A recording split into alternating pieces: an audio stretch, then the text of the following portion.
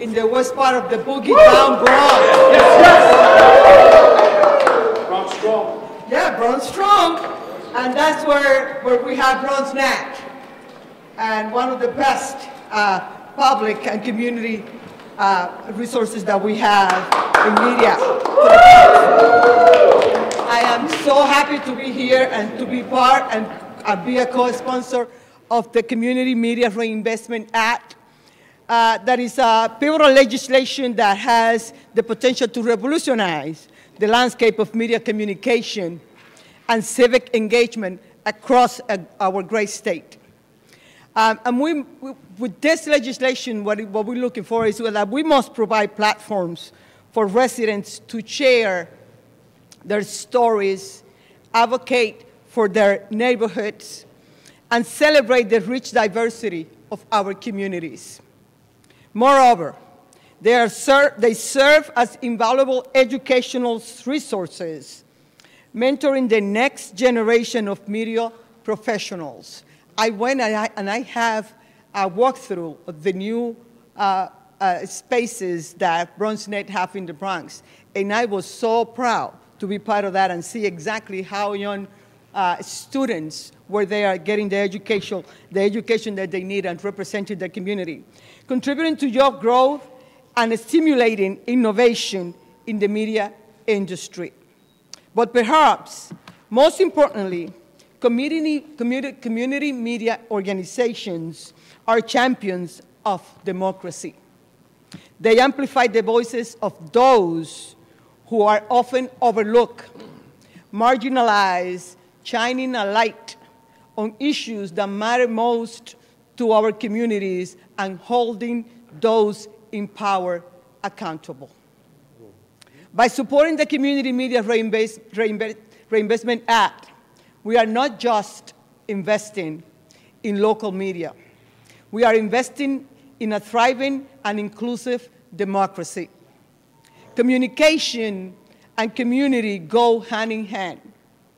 And by empowering local media organizations, we are also empowering our communities to create positive change and drive progress forward. So let's go. Let's pass that bill this year. It's needed, and we will do it.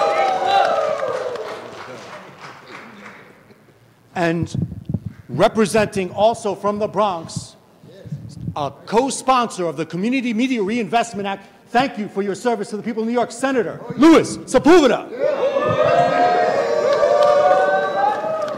Good afternoon, everyone.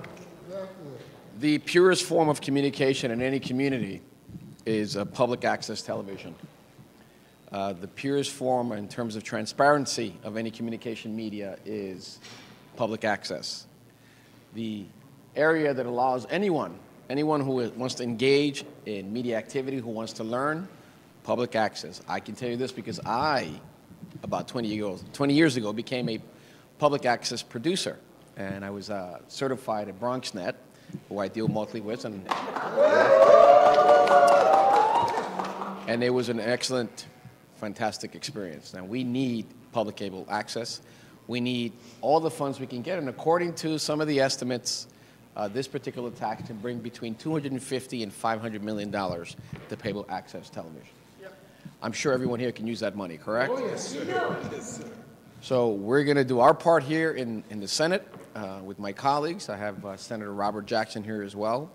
We're going to do everything we can to pass this because public access is a vital necessity in the communities that we represent, and we want to make sure that it's fully funded and fully functional. Thank you. And from the Bronx and Manhattan, a nexus, a bridge between our communities, he is a champion for the people as well because he's a runner. I see him running these streets. I run with him in these marathons and 10Ks, the Roscoe C. Brown. Senator Robert Jackson. Well, first, let me thank you for coming out here in Albany, and I love all of the signs that you have, public access. And you talk about the needs are great. As you know, Bronx is spread out all over the place. In fact, Bronx has so much to give. Kingsbridge Armory. Can you imagine what we could do with the Kingsbridge Armory in the Bronx? But also with BronxNet, you know, I'm the new state senator in the Bronx. Only as of last year, I didn't represent the Bronx, but I'm representing you now. With my colleagues on the left or colleagues on the right, it doesn't matter. What happens is, the most important thing is that we need this bill to be passed. And here it is right here, if you haven't seen it. And so, and I'll read it to you. Establish a tax on direct broadcast satellite services and video streaming services. Establishes the Community Media Reinvestment Fund. Imposes an excise tax on direct broadcast satellite services or video streaming services, and provide monies for the Community Media Reinvestment shall be distributed to the state general fund, municipalities, and community media organizations. Is that you? Yeah! Is that you? Yeah! Well, I'm willing to vote aye on this along with my colleagues. I asked you to do this. Publicize this and make sure that everyone reaches out to their elected state senators and elected state assembly members, because we are the ones that have to pass the bill, and then we will focus, like they're focusing on me, we will focus on the executive branch, and that is our governor, Governor Hochul. So let's get it done. We can't wait. Thank you. Thank you. And from the borough of dreams, Queens, one of the coolest fellows I've met here in these corridors in Albany, please welcome Assemblyman, Senator,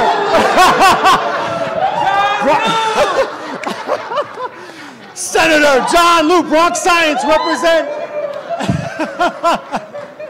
right, John. RJ! That's what RJ does for community media! I agree with everything everybody has said already. And everything everybody's about to say. I will only add that, look, I mean, you know, we pride ourselves in democracy. Here in New York and the United States of America. And what is the foundation of democracy? It's the Constitution, it's the people, but nothing happens without good information. That's right. Good, accurate information, up-to-date information, news, everything that people need to know in order to make informed choices, especially when they go to vote. And nowadays, listen, you see all sorts of nonsense out there. And sometimes it's difficult for people to know what to believe. Well, you know what? If they see it in our community media, that's what they're going to believe. Yes. The community media is closest to the people. The community media knows the pulse of what's happening. And the community media are made of people from the community, so people know that the community media can be trusted. And that is, nothing's more important than that in our day and age now, when so much is happening here in New York City and around the world. And so I'm going to join with everybody here to make sure the Community Media Reinvestment Act is passed, and that we put money into this so that we can support the community media and support pretty much our own constituents. Thank you so much. Thank you for being here. BronxNet and Queens Public TV! I had to do that. That's beautiful. We are stronger together. Queens Public TV! Queens is in the house. Queens is in the house. Queens is in the house. Queens is in the house. But you do realize the Bronx keeps creating it.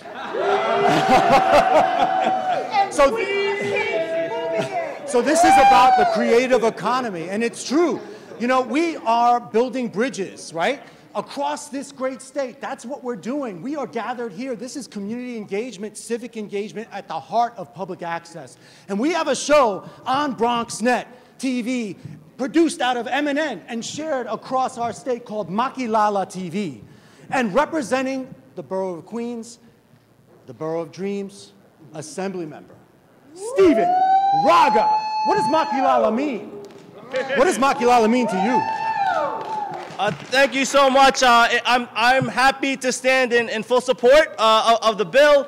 Like what was mentioned, I represent Queens, Jackson Heights, Woodside, Elmhurst, one of the most diverse parts of our city and our state. So I know how important it is, like what everyone was saying, so that all our voices throughout our state and our city are given that opportunity to speak and share their stories and spread it across the city and the state. So it's great to see how all the other elected officials from all the boroughs know how important this is. And I'm so proud to be a co-sponsor. I'm so happy to stand with the Alliance and everybody who's joined here today. And I've seen firsthand the importance of public access to TV. Like was mentioned, I've been involved with the first Filipino public access TV, Makilala TV, for over 10 years now. It's a 10-year anniversary. And I've seen so important of like how our stories that are not told are finally told.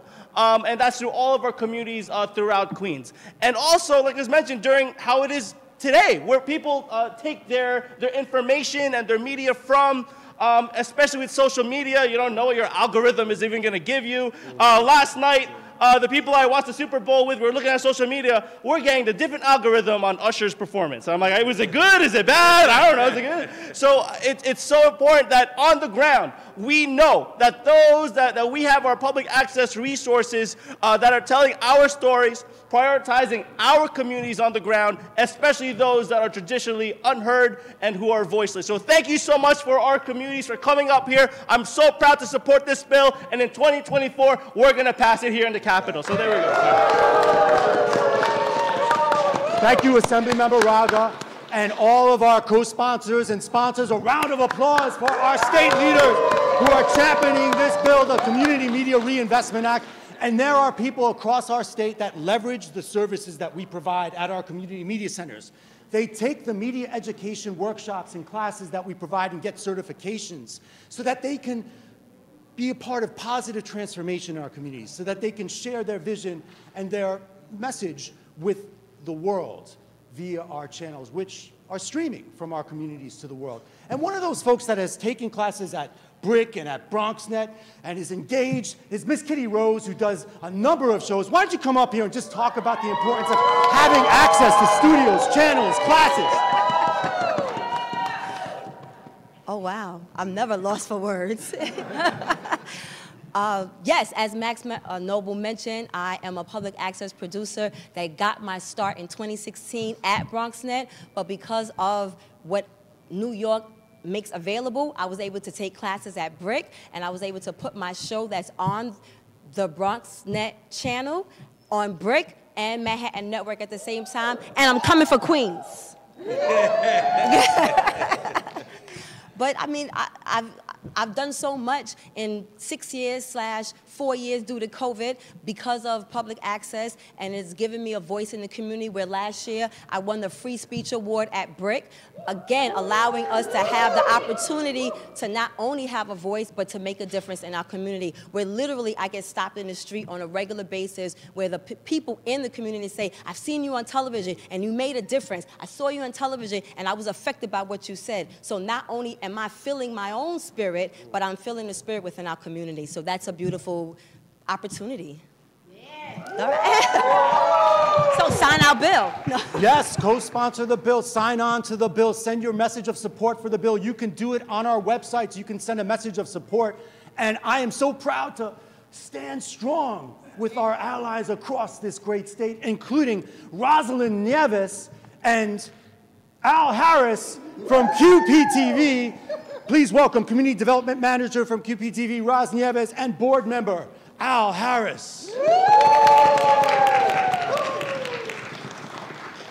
Sharing is caring. Bronx is holding my sign. That's what's up. Woo! Listen, ladies and gentlemen, let us stand on the right side of history and support community media centers throughout New York State. Give a round of applause for that. Throughout New York State. You may ask, why do we need support for existing community media centers and future centers? Because it's a beacon of hope, a promise to prioritize your voice, to amplify the stories of the marginalized, and to strengthen the very foundation of democracy. It's a pivotal moment in New York's commitment to fostering vibrant, inclusive, and democratic media ecosystems in our communities and throughout New York State. So that's beyond the 5 boroughs.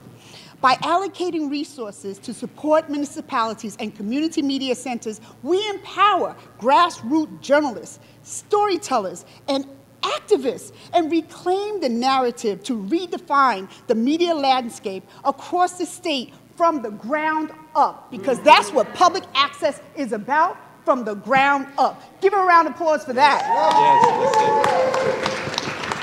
Yes, if you ask my colleagues and peers, access producers and providers, one simple question: how does the community benefit from media centers throughout New York State?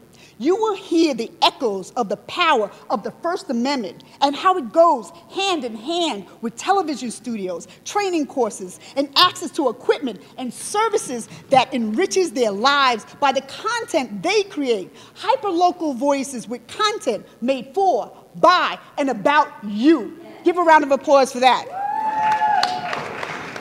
I found my voice many years ago as a young police officer. I began my relationship with 5 access centers in the boroughs of New York City, producing shows for the NYPD with BronxNet, QPTV. At that time, it was called BCAT, Manhattan Neighborhood Network, and Staten Island Community Television, utilizing public access to build relationships with the NYPD and the community as a community affairs and crime prevention specialist. I'm going to close with how important it is to keep that door open to the community. You have to have a bridge of communication. In an era where digital platforms dominate the media landscape, let's please recognize the urgent need to bridge the digital divide and ensure that every community has access to the tools and resources they need to tell their own stories and to participate fully in the digital age. And with that, I'm going to toss it to Al Harris, a QPTV board member for over 20 years. Give a hand for that. Round of applause. Please tell how you got started with public access and how it benefits the community. Al? Well, let me be brief, but let me be clear. It has been mentioned that community media is important to free speech and to the quality of communication in our communities. And I learned that a number of years ago. In fact, about 25 years ago when I started at Brooklyn Community Access Center, I started as a producer. And then as I worked with my employer, I actually wound up in Queens producing some programming for my company on things like public safety and energy conservation. And we were able to inform the community through these programs that we were able to produce. And this is because of the high level of professionalism that I encountered when I did get to these stations, when I did get to see people like Michael and like Dan Leone, who lead these community organizations with staff members who assist community residents in sounding that voice and being able to produce and promote. You see, community access television is about more than just equipment and space. And that has to be clear. It's about more than that. It's about quality training. It's about collaborative activities. It's about so much more. And it's something that should be promoted. It's something that should be advanced. So I'm glad to say that my senator, Senator Parker in Flatbush, was the lead sponsor, and I'm so glad for that, but I'd like to see so many more to support this bill and to encourage the community residents and others to utilize community media. Thank you. Thank you, QPTV. And Together, community media keeps us connected, and right across the high bridge, a span connects us. We could walk across, ride our bike across, as you know, some might. And we have Zenaida Mendez, the director of MNN El Barrio. Please welcome a warrior for community media. Good afternoon, everyone. I'm Zenaida Mendez, director del Barrio Firehouse Community Media Center. And I have to tell you, the main thing that we focus is to train the next generation of media makers. That generation of media makers, they're really going to continue the work that we started 45 years ago. All of us together. We have to make sure that those voices are heard. That the voices of people of color. And one very important issue, we broadcast in many, many languages. So it's in English and in Spanish, which is giving the opportunity to all of those who really, really have something to say, continue to communicate what's going on in our local community, what's going on in our community boards, what's going on in the elected official, what's going on in every single organization in the different part of our borough, which is no one else going to give the voices to those voices. So to us, it's critical that this bill is passed in order for us to continue to do what we do, educate, inform, and making sure that the new generation would keep on track, keeping our voices heard. So thank you so much on behalf of Manhattan Neighborhood Network. Now I'd like to introduce one of our producers, Clara Diaz, who really does a special show, and without us, MNN, I don't know where she will go. Thank you. Hi, good afternoon. If you're here to support community media, say yes. Yes. Great. I work in the field of mental health, and thank you to Manhattan Neighborhood Network. I have been able to be the voice of those who have no voice. So I'm here, please, asking to sign for this act because we really need this in our community. Thanks to Manhattan Neighborhood Network. I do a lot of work for people who have mental health issues in the community to prevent suicide, to prevent domestic violence and other things. So I'm here to support community media. Thank you. So BK is here today at Community Media Day of Action, and I am so proud to welcome to the mic the president of Brick TV, Brick Arts Media, Wes Jackson. All right. Thank you very much, Michael, and it's a pleasure to be here. I just want to echo everything. I've been standing here listening to everyone, feeling so empowered and feeling energized. I want to make three quick points. We are the voice of the people. A lot of times, the only time that people can see themselves are on our channels. We've had Maritza, our Director of Government Affairs, knows the story I'm about to tell of a Haitian family who was only allowed to watch BCAT because grandma, one day flipping the channels, heard Haitian Creole and said, I don't want you watching that American stuff on Channel 4 and all of that. Stay there because our people are represented there. That's how important this is. Now, is it doing, millions of numbers, Super Bowl numbers? No, but that's not what's important. Is that people can see themselves, and once people can see themselves, they can reach their full potential.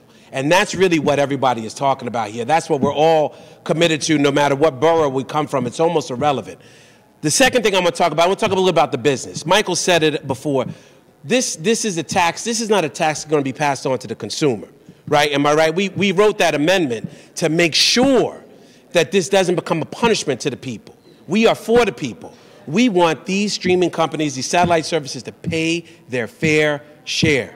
Those wires are in the ground. Our brother Tony Riddle, who's in the back, taught me this, because I'm new to this, right? So I'm the rookie here. Those wires are in the ground. Those zeros and ones are going through the cables. You should pay up, because it's not lining our pockets. We're not going to Cabo anytime soon. I don't know about Michael. I'm not going, maybe later. But this money is going right back into the people. For every dollar that comes in, by my estimation, it's $8 worth of value to all of you. So this is a win for everyone. And my last point that I want to make is, I forget who was saying it, we have to build it from the ground up. Because all we're doing is letting people tell their stories and empowering people. Those people are going to become the filmmakers, the DPs, the screenwriters, who then feed all of these services. So if you don't feed us at the bottom, you're hurting yourself. You're playing yourself, as we would say in the culture. You're going to choke the life out of it. So feed us so we can feed the people and feed the entire economy. This bill makes sense. It's logical, it's fair, and as the leader of BRIC and Brooklyn Free Speech, we are so super proud to be here. And with that, I'm going to shut up, and I'm going to hand it over to our Director of Community Media, Mr. Leon Taylor. Thank you. I've been doing this for a long time. I've had the privilege of working with community members at every level of community media. And quite often we talk about the stories that they're able to share in front of the camera. The story that I appreciate most is the stories that happen behind the cameras, the training that goes into their ability to learn how to create content, put it on the air, learning cameras, learning studios. And in every community media center across the state, I'm sure they have similar stories to ours in Brooklyn. A gentleman named Cliff, Curtis Boone. These are ordinary people who walked in and said, oh, I'm curious about that camera. I want to learn that. Cliff started 15 years ago as a member of our community. Today, he's on his way to Washington, D.C. to work at CNN as a studio director. Curtis Boone started over 10 years ago at BRIC, learned how to use a camera, volunteered a lot to help other people. Today, he's out in Hollywood as a director of cinematography, selling program to A&E. These are the stories that you don't often hear about the resources of community media and the value of teaching community how to use the tools to create the shows that they make.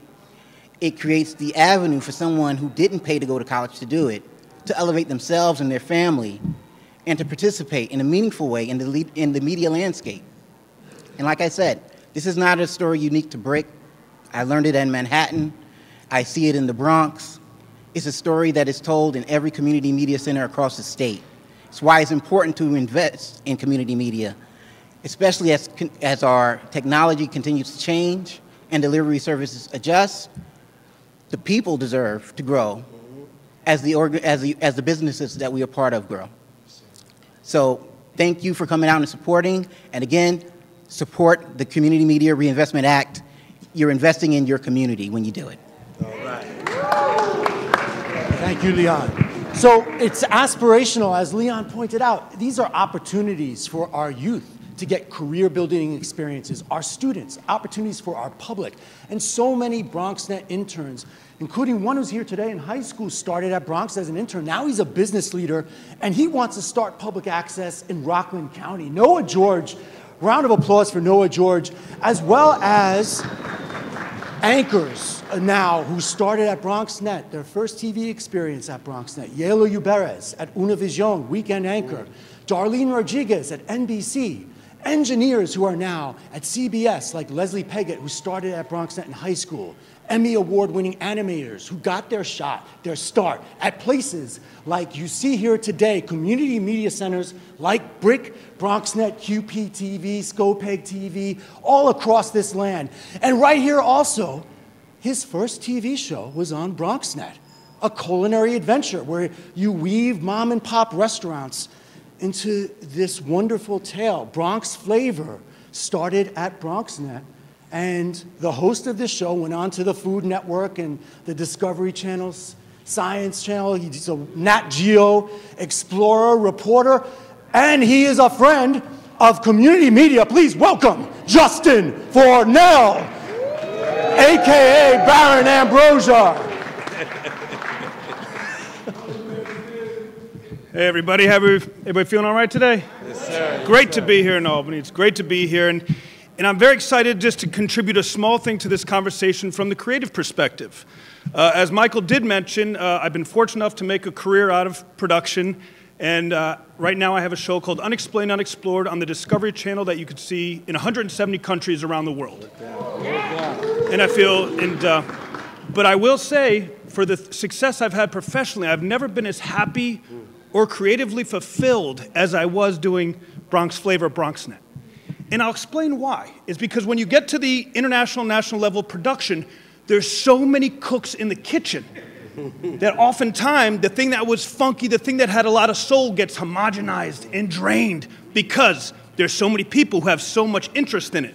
If you think about, perhaps someone's mixtape, they had all this fire, all this energy, and then they get this big recording contract, and you're like, who is that? Who's that on the radio? And the person that you love, the musician that you loved, is really no more. And that's kind of how I feel about a lot of the work that I've gotten to do. Because places like BronxNet, places like community media, there are these playgrounds.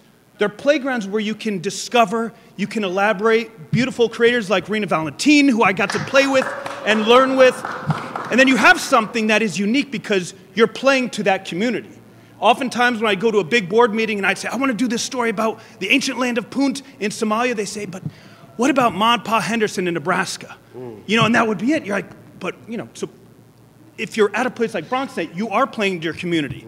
And oftentimes, one nice thing that did come out of Bronx Flavor, of all the great things, was from that show that was about these small mom and pop immigrant, often immigrant-owned eateries, people were coming from New Jersey, from New York, people who would email me and say, I didn't think I could go to the Bronx. Because oftentimes, the media perception of the Bronx is something that is not marketed by Bronxites. No doubt. Oh, it's the toughest place in the world, it's this, it's rough, it's also, it's beautiful, it's fun, it's exciting, it's a place to have adventures.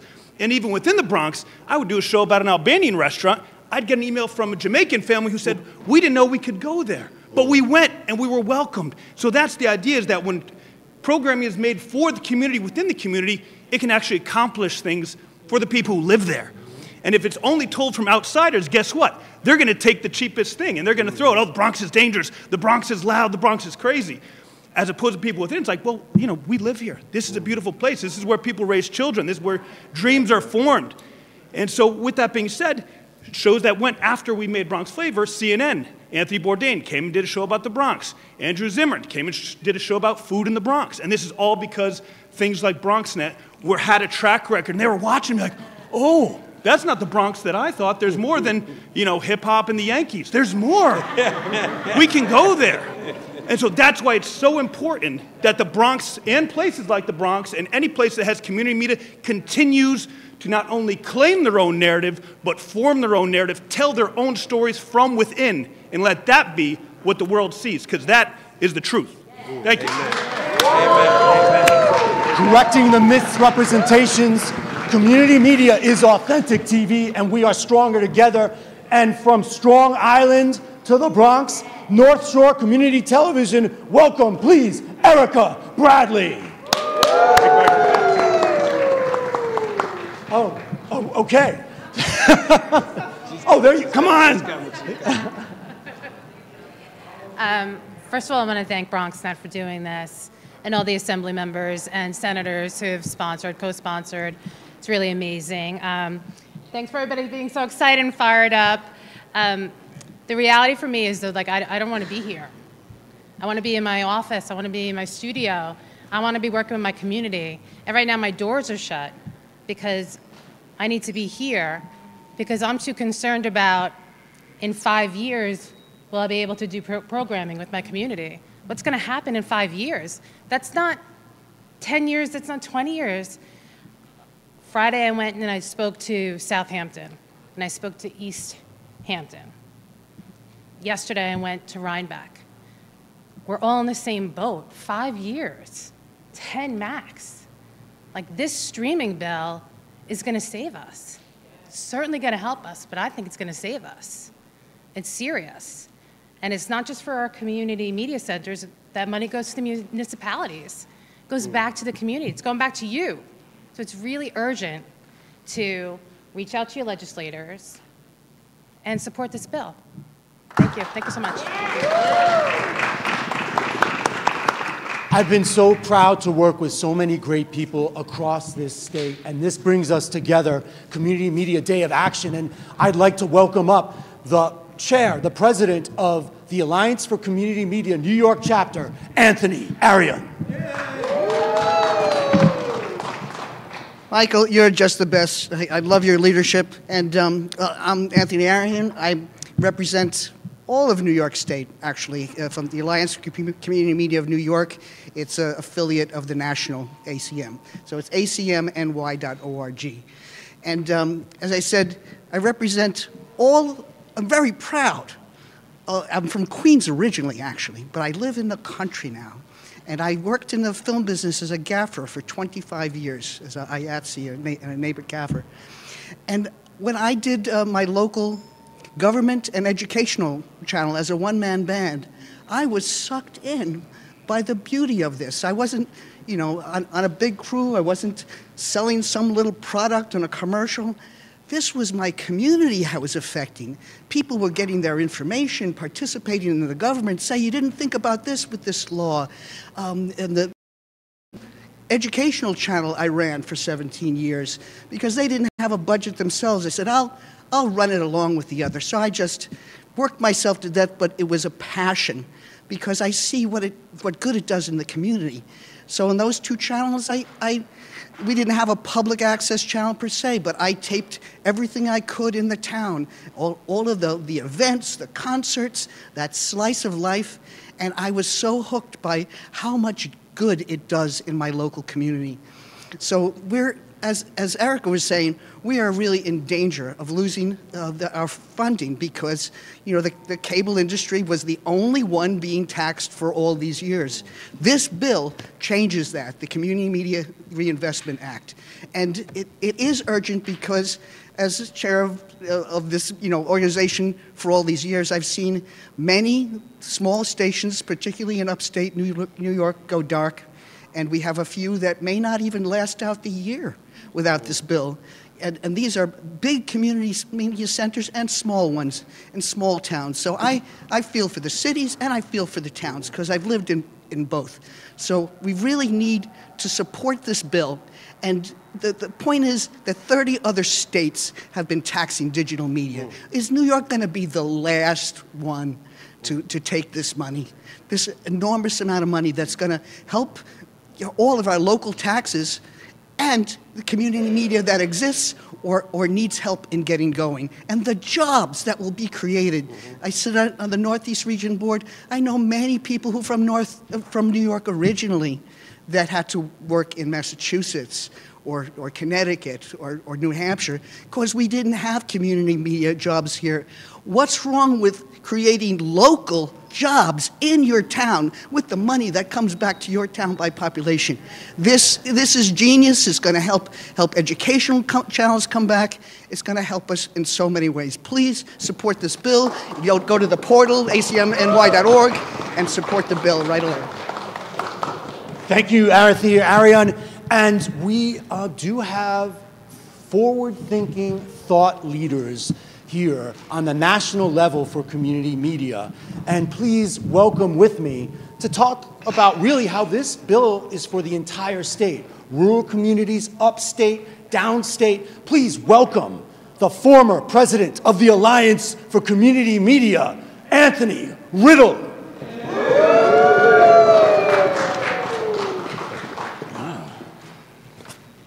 So good to see all of my sisters and brothers in community media here together.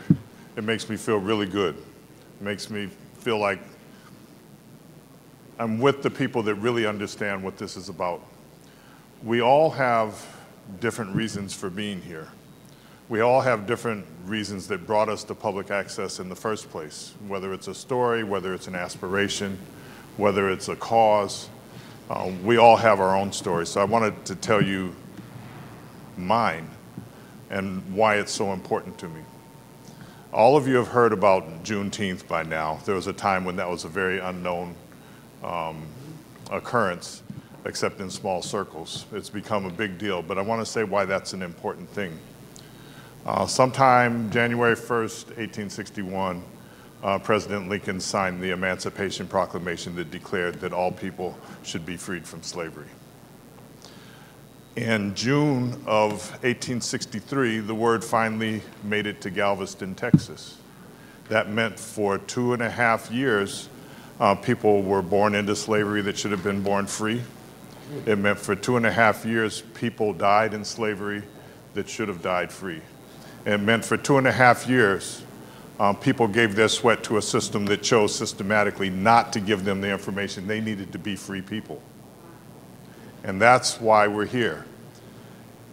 If you remember during the pandemic, all of our stations stepped up to help the communities to make it through at a time when they really needed us. But the only reason we were able to do that is because we had the resources in place.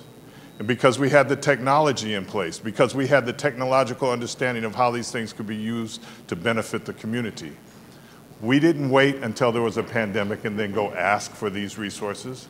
These resources were in place. So when we have shows that are fun, you know, that express our various cultures, that are funny, that are enjoyable, these are all good things, and they're all important to our communities as we do these shows. But never forget that this is not just a fun endeavor. This is something that's important to us as people for our survival, for the survival of our communities. So I'm really glad to see the variety of communities that are represented here. The small communities, I was just talking to a gentleman that represents 19 municipalities, and they're all small. They have a very different need than Brooklyn does. But he represents that need the way that you represent the need in your community. Similarly, this is an event that's taking place all across the country. As it's been mentioned, there's like 30 different states that have already passed similar legislation. In fact, we sort of based our legislation on what was happening in Massachusetts. And so there's other people who are looking at what you're doing here, and you're providing the example of how they go forward too. So although we're extremely local, we are part of a national movement, and that this is very important what you do here. We have to succeed at it. People want to know how they can do it, and they want to be able to keep these networks up in the places where they are. So finally, you know, it's one thing to say, let's support the bill, but the way you support the bill is you go and you talk to the legislators, and you get letters to the legislators from the people in your community that say that this is important. They want to pass the bill. The ones we've talked to want to pass the bill, but they want to know that you can develop the kind of community support that will translate into the support of their colleagues and that will help them get this bill passed.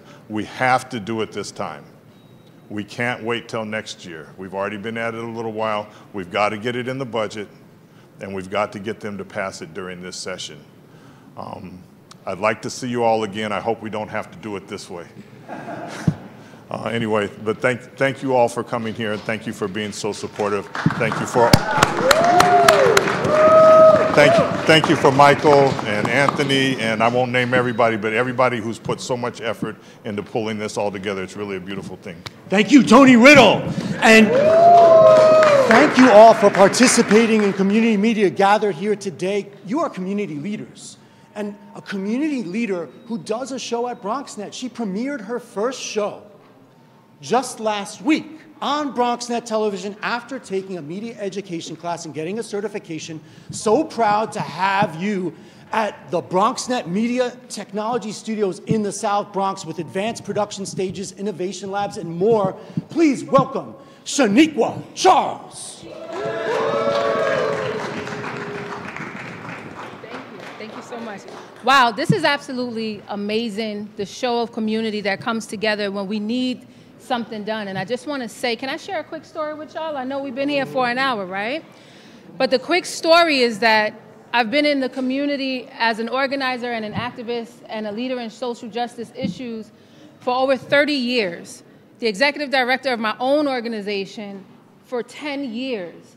And the pivot and beautiful turn that all took when being reached out to from BronxNet and saying the things that you're doing in community need to be highlighted, just with our show airing for the first time last weekend, has increased the visibility in the work that we do when it comes to making sure that young people are not being killed in the street.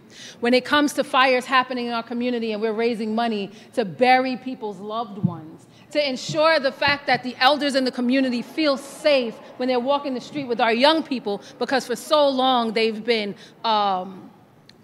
hard-hearted in the streets because our young people didn't know how to interact with our elders. So I want to impress upon those who have the opportunity to make sure that this bill passes. I've worked on much legislation over the years, city, state, and federal. This bill makes sense. This bill makes sense. If the bill makes sense, say yes, yes. Yes, yes. The bill makes sense. It also ensures that the quality of our voices get to be heard by our people and that our stories get to be told in the manner in which they deserve. Another welcome pivot into my life is my beautiful and wonderful daughter, Miracle, who is also a co-host on that show, and in a couple of weeks, who is 14 years old, who is the 99th percentile in the nation for math, who is college-level reading and comprehension, who started her first business at the age of 6, second at the age of 9, and now at the age of first 13, now 14, because she recently had a birthday, can also say that she's the co-host of a TV talk show that you can go ahead and bridge the gaps back in our communities and rebuild. So, to all of the people who haven't signed on as a sponsor yet, a couple of y'all I spoke to personally, let's do the right thing here and stand on the right side of history and ensure that public access remains public, it remains for the people, and that we all get an opportunity to see ourselves represented by us. Thank you so much. Thank you for amplifying opportunities for our youth and communities. Shaniqua Charles and community producers gathered here today. We also have, at our community media centers, strategic partnerships with health anchor institutions, higher education, colleges, universities, schools, and elected leaders, and more. And representing in our borough of universities in the Bronx, the college that is part of the City University of New York, Lehman College, and the music department, distinguished professor of excellence at Lehman College. Please welcome one half of the Bacon brothers, Professor Michael Bacon.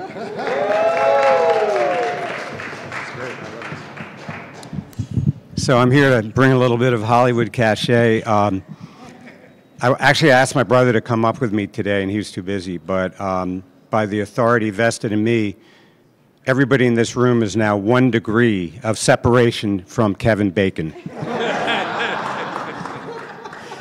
So very quickly, the event that BronxNet and Lehman College has participated in is called the Bronx Beat Battle.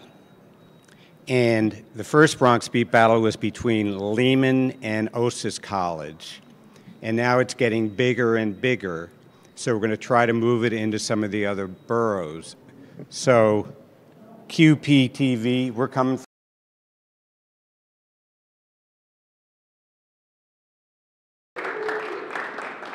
Thank you. And I just want to say, the objective co-relative happens on community media. It's fresh, it's really representative, it's authentic. Let's bring like the D. Hyson and the Apollonians together. Please welcome a leader on BronxNet TV, Modern Odyssey program, which we want to share with you, QPTV and our boroughs. Please welcome Dr. Despina Afantuli.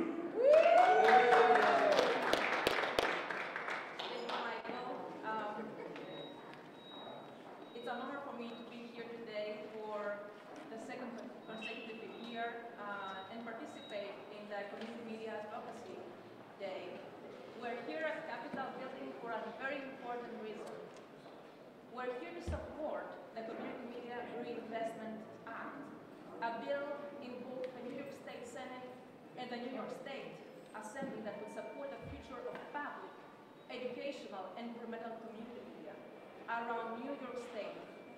New York State Senate Bill 2581 and New York State Assembly Bill 5900 propose the installation of an excise tax on large streaming and satellite corporations, with part of the revenue going to public, educational, and governmental community media. Citizens in a democratic society make informed, conscious choices through media, express themselves freely on policy issues, and ensure that elected representatives maintain their oaths and commitments. That is what community media and networks like BronxNet are all about. It's local citizen journalism. Citizens have equal access to the technology, studios, and local multi-platform channels to help foster an informed and engaged society.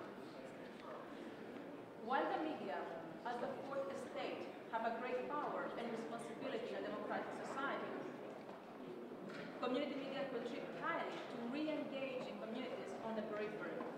For this reason, it's crucial to let the media, including the community media, flourish with legislation that supports their existence and development.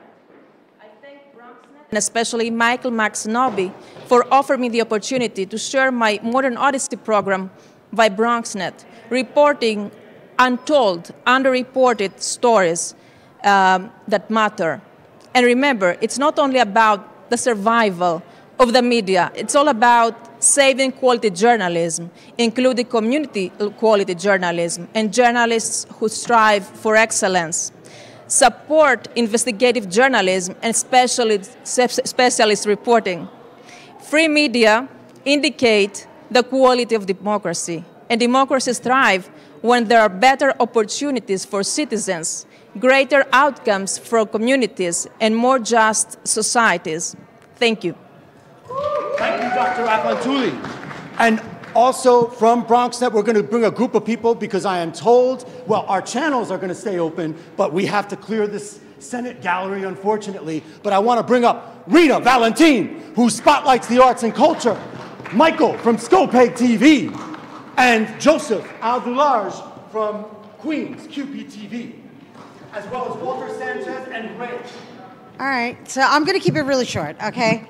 I'm Rita Valentin. I'm the host and creative producer of Open on BronxNet Television, one of BronxNet's flagship shows. I've been on air for 17 years, going on 18 in May, advocating arts, culture, women empowerment, youth development, mental health awareness, and domestic violence awareness. And I want to say I've had the privilege of serving in the capacity of providing a platform for local artists and local arts organizations. And while doing that, we have also served in the capacity of raising the next generation of media makers, in which, as far as I'm concerned, we are the culture of media in the Bronx.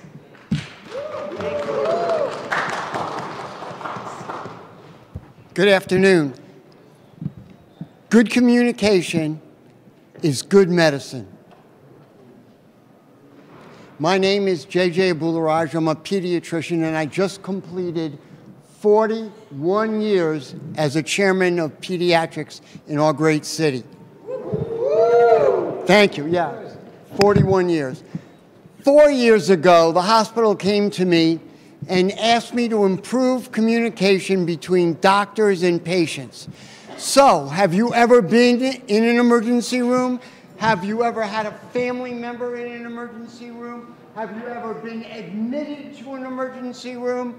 Have you been admitted to the hospital? Absolutely. And if you have seen a doctor come to you and quickly say to you, I'm busy and I have to rush out of here, I'll try to come back, or didn't even introduce themselves. Well, the hospital wanted to increase the ability of physicians to speak to their patients, and they came to me and asked me. I put little study groups together, but that only gets 10 or 15 people. How do you reach thousands of people through video? I then found Queens Public TV. They trained me, they gave me access to the equipment, and I went back and formed multiple movies to train physicians. And there are people behind the lines that were so nice to me and enabled our community residents to benefit from their doctors being trained. So Steve was here in the back, and here Roz, a mentor really to me to get this job done, and we impacted thousands of community residents. Good communication is good medicine. Queens Public TV. Thank you. Mike, you want to say something? Come quick. Scopeg TV Upstate is in the house, everybody. We're quite different from most of your organizations. Scopeg Access actually has 16 small municipalities in Schoharie County and the western part of Schenectady County. We serve because there is very little access to media in our areas. We're rural. We're actually part of the Appalachian Regional Commission of Appalachia. And our largest community is about 5,000 in population.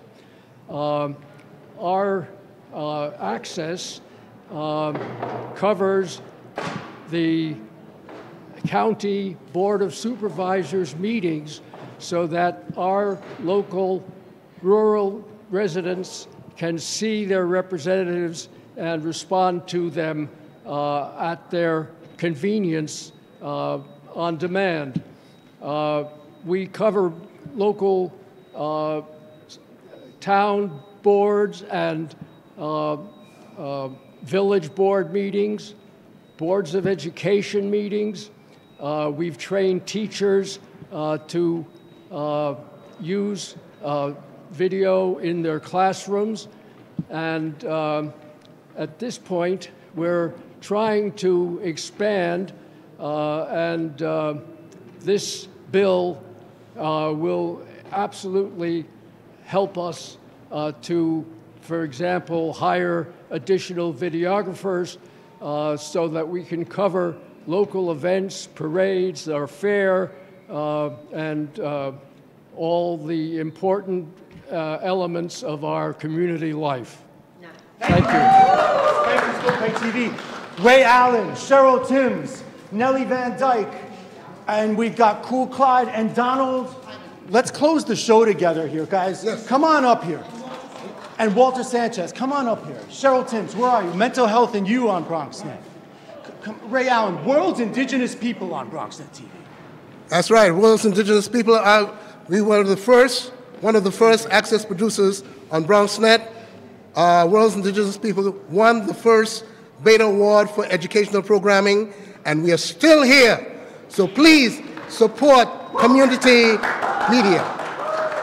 Hi, I'm Walter Sanchez. I publish a collection of community weekly newspapers throughout Queens and Brooklyn, Rockland County, and Rockaway. And we have a lot in common. Although we're commercially owned by my company, we have a lot in common. Where else do you see what's going on at the Oakdale Library? Where else do you see where there's a street fair or the night market?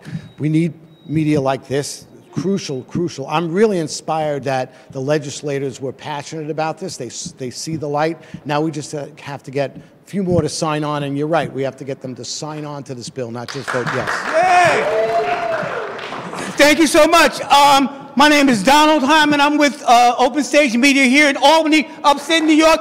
And you know what? Everybody here, we're winning. We are winning. And to quote James Baldwin real quickly, those who say it can't be done are usually interrupted by those doing it. That's us. And to close, not everything that is faced can be changed, but nothing can be changed unless it's faced. I'm out of here. Peace and chicken grease. I want to thank God for being here today. BronxNet saves lives. This is so important. I've been with BronxNet for almost 20-something years. I've had my own show here, and I still do broadcasts on this wonderful network. It brings hip-hop to religion and all kinds of important, informative information to the world. So it's so important that we continue to fight for this bill so we can continue arming our community, because it's so important to get your information. I started here for grassroots information to empower the people. And I would rather be here at public access than a major network, because this gives you the foundation on how to start your own program and to appreciate what you have. So with that being said, I want to thank BronxNet and many of the other public access producers that are here. I started out with Rena Valentine as well, Dr. Bob Lee, and I was also responsible for bringing the Hip Hop Museum to the Bronx. You know, somewhere I read a long time ago that freedom ain't free. I will also add that knowledge ain't free either. It comes with a cost. It seems I was here just last year talking about my show, my experience, and what BronxNet meant to me. My name is Cynthia Timms. I am the host and producer of Mental Health and You on BronxNet, which opens up and talks about mental wellness, particularly in communities of color from a peer perspective. I say that to say because it seems now more than ever that we need BronxNet, we need community access. We need so much because it makes a difference, y'all. I can't put it more simpler, it makes a difference. Like my colleagues said, I run into people all the time who said, I saw you on TV and I look forward to you because you make a difference. You make my skies blue when I'm feeling a certain way. You make me feel happy when I'm feeling sad. And I'm just so happy to be here and be able to come here. This is a testimony. And then we need to continue because it's necessary. Necessary like blood, it's necessary like air, it's necessary like the DNA that's in our system. Thank you so much, Michael, and thank you so much. Thank you, everybody. Sí, Nelly Van Dyke. Sí. Mi nombre es Nelly Van Dyke, en español, soy conductora y productora del programa Dejando Huellas en Ti. Estamos aquí, ¿verdad?, con Ingrid, que ella está conmigo en el programa para apoyar a BronxNet, porque estamos muy contentos, ¿verdad?, de informar a nuestra comunidad en español y en garífuna somos hondureños. Nos sentimos muy contentos de la oportunidad que BronxNet nos está dando a nosotros para trabajar con nuestra comunidad. En el tiempo de COVID, mientras todo estaba cerrado, yo seguía, ¿verdad?, produciendo desde mi casa y de mi trabajo. Así que estamos muy contentos de esa oportunidad. Así que Dios los bendiga a todos y gracias al director también. Yes. My name is Steve Vaccaro. I'm a psychologist that does a show on BronxNet. Thank you to Mr. Michael Maxnabi. Give him a round of applause real quick. I do a show called Reach Out. My co-host is with the New York Yankees for 50 years. His name is Ray Negron. He's the story of the ultimate second chances. In 1973, real quick, he spray painted graffiti on Yankee Stadium. He got caught, got arrested, but George Steinbrenner, that just bought the Yankees at that time, brought him up to his office, read him the riot act, but made him a Yankee bat boy. For 50 years, he's been with the Yankees. Him and I do a show on BronxNet, not at Yankee Stadium, in the community of the Bronx, giving second chances to so many people. And today, I'm proud to say, as a psychologist, through their programming, through BronxNet, I had 15 people last year go through their programming that weren't doing anything during the pandemic. Now they're here doing shows. John Michael's right there. Give him a round of applause. Alex DeMello's right back here too. And the staff here is amazing. It's giving opportunities and second chances to people that need it. God bless. Thank you so very much. Thank you, everybody. Protect community voices. Support community media. Protect community voices. Support community media. Protect community voices. Support community media. Protect community voices. Support community media. Protect community voices. Support community media. Thank you, everyone. We'll see you down at the pop-up studio. Meet us by the wall, by the well. Thank you, Senate staff.